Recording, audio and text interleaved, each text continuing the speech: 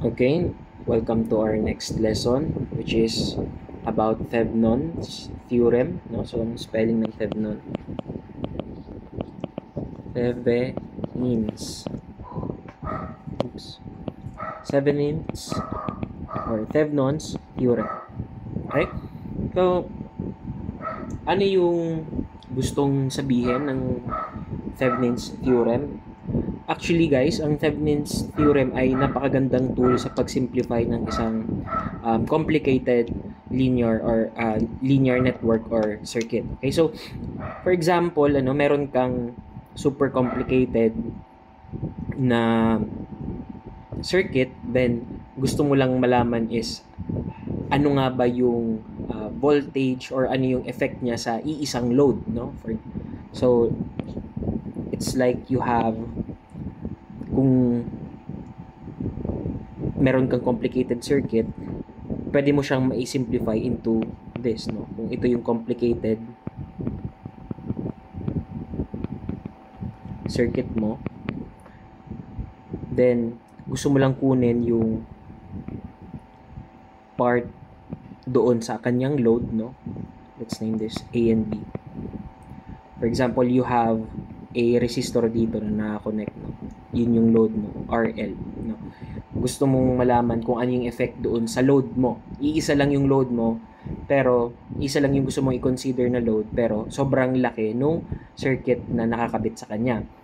This is one good way to simplify the circuit, no? Para makita mo lang talaga is the effects on RL. Okay? So, paano siya nasisimplify? Okay? So, kapag Thevenot's theorem, this can actually be simplified by a single voltage source and resistor. Okay? So, itong complicated circuit, it's as if meron kang ganito. So, kung kahit ano man yung laman ng circuit mo, we try na masimplify yon into this. Okay? So, if this is your R load, this is your tinatawag natin na Thevenot's resistance and the Thevenot's voltage, VTH. Okay? So, isipin nyo, isang complicated na network, and then you're asked to get the voltage or the current sa isang resistor, isang load, RL. No? Yun yung hinahanapan natin. Yung other elements ng circuit na yon, we can simplify those into just one single voltage source and one single resistor. Okay, so yun yung itatry natin gawin. Okay, so bakit nga ba kailangan natin to? For example, yung R load natin is, let's say it is a adjustable na resistor, no? Or rheostat or potentiometer, no? Instead na, let's say, may range na 1 to 10 ohms yung RL na to. For example, gusto mo malaman yung magiging effect, ano yung magiging current sa load na yon kapag in-adjust mo yung current into 5 ohms. Madali mo na lang siyang masosolve kasi meron ka na ng Thevenon circuit, no? This is called the Thevenon equivalent circuit. Ito yung TEC na tinatawag, no? The simplified circuit.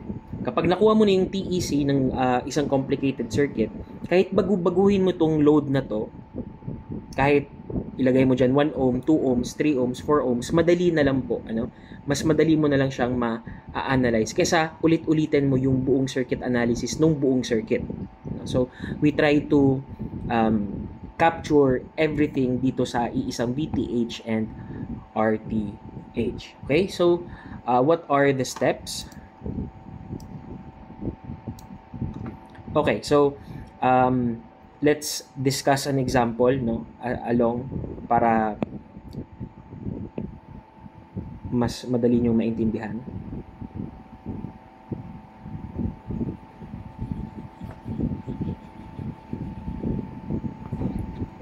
Actually, may naka-ready na ako ditong example. Ayan, okay? So, For this circuit, try natin alamin or try natin kunin yung TEC. TEC of the said circuit. Okay? So, dapat ang kalalabasan nito is we have a VTH, an RTH, and this RL, no? So kumbaga, kung makita nyo, this two terminals, ito lang yan, A and B. Okay, so itong buong complicated circuit na to, actually ito ay simple pa, pero alam niyo naman kung gaano pwedeng maging komplikado ang circuit. This can be written or simplified into just this. Okay? So, paano po natin gagawin yon? Okay, so step 1, when actually the preliminary procedure when getting the TEC, step 1 is to temporarily remove from the network yung load natin. Okay? So, itatry natin alisin itong load natin, guys. Aalisin natin yan. Okay? So, ang matitira is an open circuit. Okay? So, let's redraw. Plus minus resistor, current source,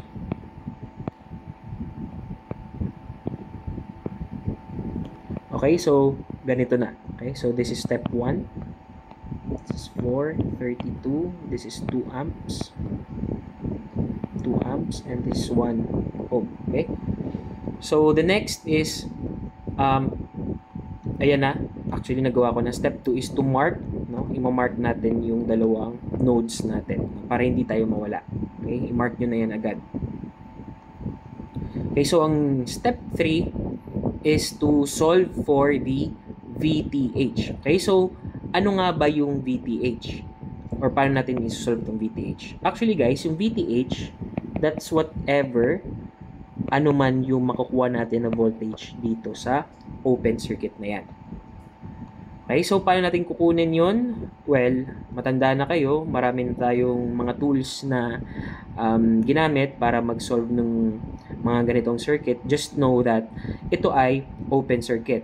May current po ba dito? Wala. Walang current na dumadaloy dito because this is an open circuit, but meron po diyang open circuit voltage, and that is your VTH, or that's your Thevenin voltage. Okay, so sige, let's try to solve the VTH. Okay, so paano nga ba natin ito isa-solve? Pwede ba tayo mag-mesh? Hindi. So, ang pinaka-okay siguro dito is anong tawag mo dito? Nodal, no? So, i-ground natin to. So, this is zero potential, no? So, ang node B, VB is ang VB mo dito is 0. Why? Kasi yung VB mo is grounded. Okay, so if that is my A,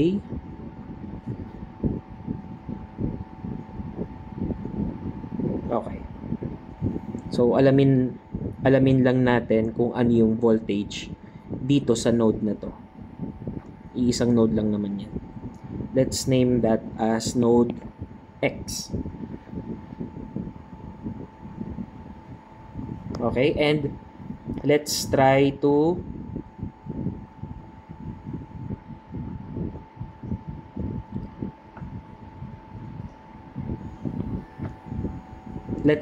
do KCL dyan sa node na yan. Okay, so we have this current.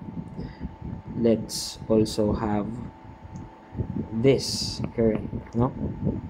Let's name this I1 and this as I2. Okay? So, may I1, I2, positive. Okay. So, let's do KCL at node X. Okay, so ano yung pumasok? That is I1 plus ito, pumasok si 2 amperes equal to sa lahat ng lumabas. And that is just I2. Take note guys, walang current na lalabas dyan. Why? Kasi nga, open po yung circuit dyan sa right side. So, wala talagang current na dadaloy dyan. Okay? So, wala pa tayong I1 and I2. Okay? So, paano natin isi-solve si I1? I1 is just ang I1 yung dumadaloy dito. So, that is via nodal. So, from higher potential papunta sa lower potential. So, that is 32 volts minus V sa node X all over. The resistance is 4 ohms. And that is your I1 plus 2 amperes, that is equal to I2. And that is equal to Vx, no? So, saan siya nanggaling na node? Minus 0. Bakit? Kasi ito yung pangalawang node. Okay, na-consider natin. Ito yung kinukuha natin, guys, I2. Okay, this current. So, to solve for that I2, that is the voltage at this node minus the voltage at this node divided by the resistance in between. Okay, so that is Vx minus V0. Well, your again, itong node na to ay grounded, kaya 0 yan. Okay, so divided by 12 ohms. Okay, so dito, kaya natin masolve si Vx. Tama? Let's multiply 12. So, 12 divided by 4, that's 3 times ito. 96 minus 3 Vx plus 24, that is equal to Vx. Okay, so 120, that is equal to your 4 Vx. Therefore, your Vx is equal to 30 volts. Okay, so pwede ko nang ilagay dito si 30 volts. This is 30 volts. Ibig sabihin, kaya na rin natin ma-solve guys si I1 and si I2. But, is that relevant? Hindi po. Hindi na natin kailangan kunin si I1 and si I2 because ang kailangan natin kunin dito is si VTH. And VTH, kung titignan nyo, that is the node, this node, VA minus VB. The nodal voltage dito sa A minus the nodal voltage dito sa B, which is 0. Okay? But what is VA? Kung mapansin nyo, since wala ditong current na dumadaloy, walang current na dadaloy dito sa branch na to, so it's as if you only have, or pwede na rin actually, burayin nyo na yan. Tama ba? Or sorry, kailangan pa rin natin yung line na yun, no? Pero essentially guys, since wala na rin namang effect sa current yung yung resistor dito originally, walang current, therefore walang voltage drop dyan, no? Walang voltage drop dito sa resistor na to. Therefore, kung makikita nyo, yung VA nyo is just equal to your Vx. Tama? Doon na siya sunod na nakakonect. Well, actually, this is just one single node. Okay? So, actually, VTH is just your VA minus VB, but then your VA is equal to Vx and your VB is equal to 0. Therefore, your VTH is equal to your Vx, which is equal to 30 volts. Okay? So, meron na tayong VTH for this example. Okay? So, ngayon naman, ang kukunin naman natin is, ayan, kuha na natin tong VTH. Ang kunin naman natin ngayon is si RTH. Okay? So, paano natin kukunin si RTH? Let's just draw again the example. Ayan, ito yung kailangan yung tignan. Yung wala na si load. Okay? But the difference ngayon is, pagkuha natin ng RTH, we need to turn off or we need to replace all our sources with their internal resistances. Okay? So, anong meaning nun? Pares lang yun sa superposition na ginawa natin kung paano natin i-turn off yung ating mga sources. Okay? So, lahat ng sources dito, sabay-sabay, kailangan natin i-turn off. Okay? So, anong kalalabasan yan? So, it will look something like this. So, again, kapag voltage source, the 4 ohms, no? Kapag voltage source, guys, that is, alisin natin, this is 12. Pero, kapag voltage source, kailangan natin siyang i-short. Okay? 12. Then, we have here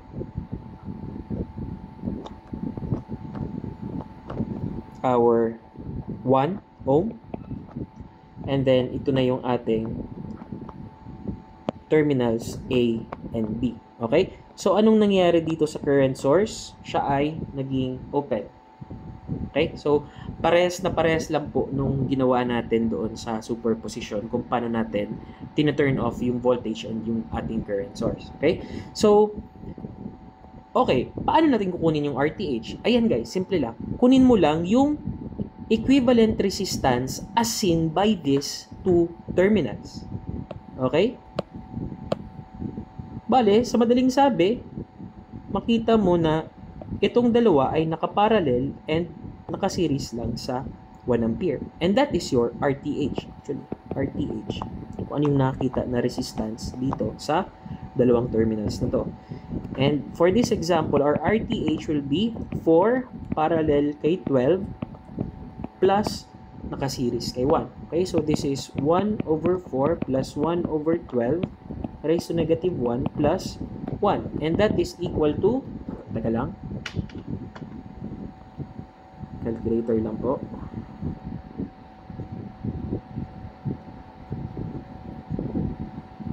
Sorry guys, mabagal ako mag-calculator, naka-cellphone lang ako. That is 4 plus 12 plus 1. And that is 4 ohms.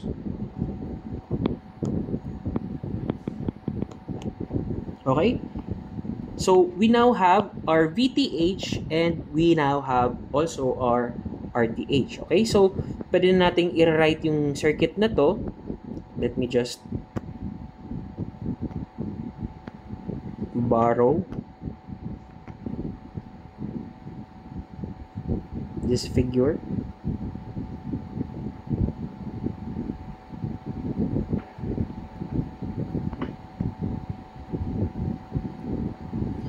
Okay, ibig sabihin guys, pwede ko tong masimplify into a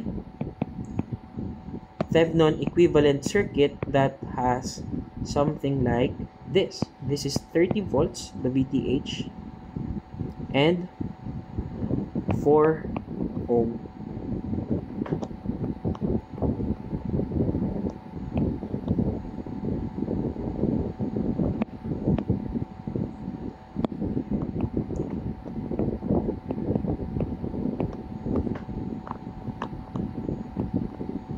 Okay?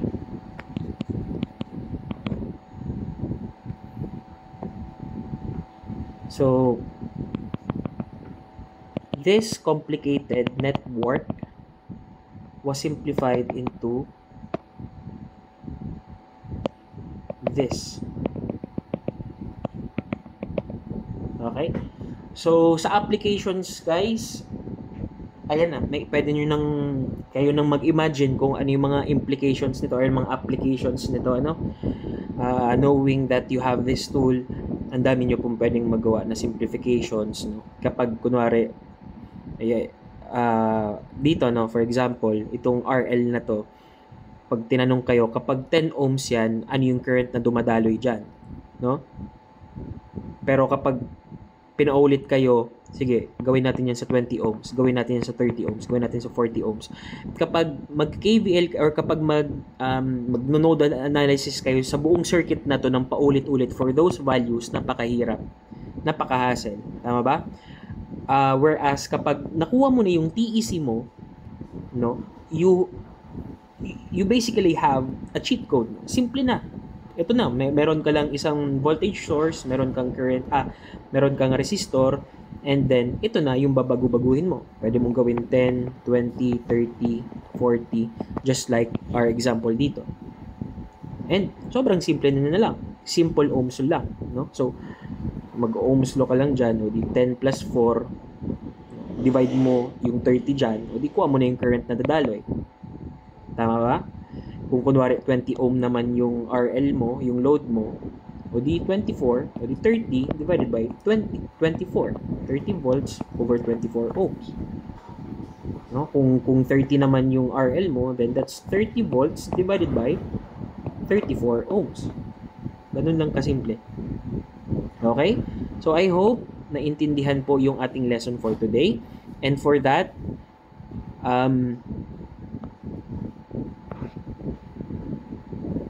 this will be your assignment. Okay, so please take a screenshot of this and please submit to me your solutions on a one-whole pad paper. I-chat ko na lang sa ating groups kung kailan po yung deadline. Okay? And please, kapag pag umabot na kayo sa part na to, please do not tell any of your classmates sa assignment na to. I just want to check kung nakikinig ba talaga yung mga or nanonood ba talaga ng lessons yung ating mga kaklase mo. Okay? So, sige.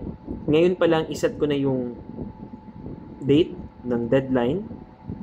Please submit to me on November 25. That's next Monday. Deadline is